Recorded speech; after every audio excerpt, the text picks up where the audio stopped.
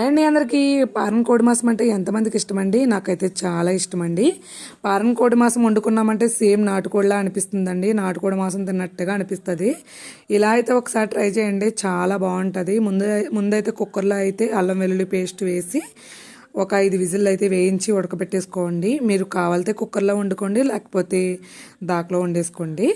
నేనైతే కుక్కర్లో విజిల్ వేయించేసిన తర్వాత ఆయిల్ అయితే 3 స్పూన్లు ఆయిల్ వేసుకున్నానండి. ఆయిల్ వేసుకున్న తర్వాత ఉల్లిపాయలు మగ్గిన తర్వాత మనం ఉడకపెట్టుకున్న పారం కోడి మాసం ఉంటుంది కదండి, అది వేసేసుకున్నాను. అలాగా అల్లం వెల్లుల్లి పేస్ట్ వేసుకున్నాను. అల్లం వెల్లుల్లి పేస్ట్ వేసుకున్న తర్వాత కాసేపు అయితే మూత పెట్టేశానండి. పారం కోడి మాసంలో ఎక్కువ వాటర్ అయితే రాదండి, కొంచెం ఆయిల్గా ఉంటుంది కదా. నేనైతే అల్లం వెల్లుల్లి పేస్ట్ వేసుకున్న తర్వాత ధనియాల పౌడరు, జీలకర్ర పౌడరు, అలాగే గరం మసాలా, చికెన్ మసాలా, కారం, అలాగే ఉప్పు అయితే నేను ఉల్లిపాయ మగ్గినప్పుడే వేసేసుకున్నానండి. అలా వేసేసుకున్న తర్వాత కాసేపు మగ్గిన తర్వాత అయితే వాటర్ అయితే వేసేసుకోండి. దీంట్లో ఒక మసాలా మిస్ అయిందండి.